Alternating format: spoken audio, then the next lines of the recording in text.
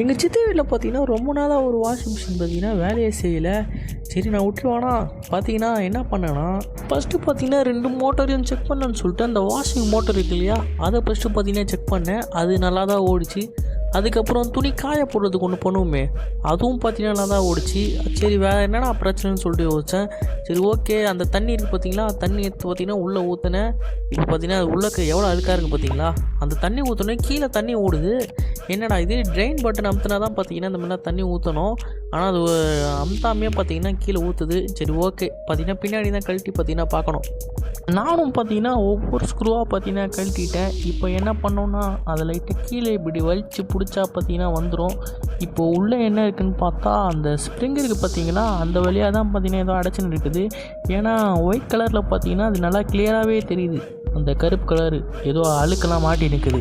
நான் கை வச்சு துவச்சி நிற்கிறேன் பார்த்தீங்களா, அதுதான் அந்த ஸ்ப்ரிங்கு. இப்போது அதை லைட்டாக கழட்டணும். அதை கழட்டுறதுக்கு அந்த கம்பி இருக்குது பார்த்தீங்களா, சின்ன பின்னு மாதிரி, அதை கட்டிங் பிளேட் வச்சு கழட்டினா தான் பார்த்தீங்கன்னா முடியும். சரின்னு சொல்லிட்டு நானும் இழுத்து பார்த்தேன். ஓகே, கீழே தான் நல்லா அடைச்சினுக்கு தெரிஞ்சு போச்சு இல்லையா. நானும் பார்த்தீங்கன்னா அந்த கட்டிங் பிளேட் எடுத்துகிட்டு வந்து அந்த பின்னை லைட்டாக வளைச்சி விட்டேன். வளைச்சி விட்டு அந்த கயிறு இருக்குது பார்த்தீங்கன்னா, கயிறு அதில் லைட்டாக அப்படியே இழுத்து விட்டா இந்த கயிறுலேருந்து பார்த்தீங்கன்னா அந்த பின்னு வந்துடும். சரின்னு சொல்லிட்டு நானும் எடுத்துகிட்டு அதை பார்த்தீங்கன்னா திருவ ஆரம்பிச்சிட்டேன். அதை திருவினா தான் பார்த்தீங்கன்னா அந்த ஸ்ப்ரிங்கு எகிரி வரும். அதனால் நானும் பார்த்தீங்கன்னா ஒரு 4-5 முறுக்குன ஸ்ப்ரிங்கு தனியாக வந்துடுச்சு. இப்போ ஸ்ப்ரிங்காக பிரச்சனை கேட்டால் அது இல்லை. ஏன்னா அந்த ஸ்ப்ரிங்கு கீழே பார்த்தீங்கன்னா நிறைய விஷயம் மாட்டின்னு இருக்கும், நிறைய அழுக்கு பார்த்தீங்களா. அந்த லப்பரில் பாருங்கள் எவ்வளோ அழுக்கில் இருக்குலாம் இருக்காதுன்னு பாருங்கள். இப்போ இதெல்லாம் பார்த்தீங்கன்னா நம்ம க்ளீன் பண்ணோம் காய்ஸ். இப்போது இவ்வளோ அழுக்கையும் நல்லா க்ளீன் பண்ணுமான்னு பார்க்குறேன். சரி ஓகே, வேலைன்னு வந்தால் நம்ம தான் எதுவும் செஞ்சுருவோமே. அதனால் நானும் பார்த்தீங்கன்னா அதில் அழுக்கெல்லாம் எடுக்கலான்னு சொல்லிட்டு முடிவு பண்ணிட்டேன். அதுக்கப்புறம் அந்த பைப் வழியாக லைட்டாக எட்டி பார்க்கலாம்னு எட்டி பார்த்தா சகிக்கலை. அது உள்ளேயும் பார்த்தீங்கன்னா ஏதோ மாட்டியிருந்தது, என்ன கரும்பும் தெரில. இப்போ அதெல்லாம் பார்த்தீங்கன்னா தண்ணியை ஊற்றி இந்த ப்ரெஷ்ஷை வச்சு பார்த்தீங்கன்னா கழுவுனா தான் எல்லாமே போகும். அதனால் நானும் தேய்ச்சி பார்த்தீங்கன்னா கழுவி நிற்கிறேன். முடிஞ்ச வரைக்கும் பார்த்தீங்கன்னா நல்லா தேய்ச்சி கழுவிட்டேன். அது இந்த கண்டிஷனில் வந்துச்சு. அதுக்கப்புறம் பார்த்தீங்கன்னா அந்த பைப் உள்ள இருக்கே, அந்த பைப் உள்ள இருக்க ஒன்றும் கொஞ்சம் அழுக்குந்தது. அதையும் பார்த்தீங்கன்னா இந்த ப்ரெஷ்ஷை வச்சு பார்த்தீங்கன்னா நல்லா தேய்ச்சி வெளியே எடுத்துட்டேன். இப்போ இதை பண்ணால் கண்டிப்பாக போகாது. அதனால் பார்த்தீங்கன்னா வாஷிங் மிஷின் மேலே வர லைட்டாக தண்ணி ஊற்றணும். சரி ஃபஸ்ட்டு இதை பார்த்தீங்கன்னா முடிஞ்சிருக்கு க்ளீன் பண்ண சொல்லிட்டு க்ளீன் பண்ணிட்டேன். இப்போ லைட்டாக பார்த்தீங்கன்னா தண்ணி ஊற்றி பார்க்கலாம். தண்ணி ஊற்றினா கண்டிப்பாக பார்த்தீங்கன்னா எல்லாமே அடித்து வெளியே வந்துடும்.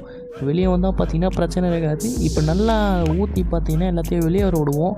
ஓகே, எல்லாம் வெளியே வந்துச்சுன்னு நினைக்கிறேன். இப்போ பார்த்தீங்கன்னா அந்த அப்புறம் ஸ்ப்ரிங் இருக்குது பார்த்தீங்களா, அது எங்கே இருந்ததோ பார்த்தீங்கன்னா அதே இடத்துல போய் மாட்ட போகிறேன். இப்போது மாற்றம் பாருங்கள். அந்த ஸ்ப்ரிங் எடுத்து நல்லா உள்ளே நல்லா போட்டு அமுத்தி ஒரு 4-5 திருவை போட்டு பார்த்தீங்கன்னா நல்லா டைட் பண்ணிவிட்டு அந்த பின்னு மாதிரிக்கு பார்த்தீங்களா அதை தூக்கி இந்த கயிறு உள்ள பார்த்தீங்கன்னா சொருவணும். அதனால் அதை நல்லா சொருவிட்டு கட்டிங் பிளேட் வச்சு இந்த மாதிரி வளைச்சி விடணும். வளைச்சி விட்டதுக்கப்புறம் தாங்க கரெக்டாக இருந்தது. இப்போது எல்லாமே கரெக்டாக இருக்குது. இப்போ தண்ணி ஊற்றி பார்க்கலாம்.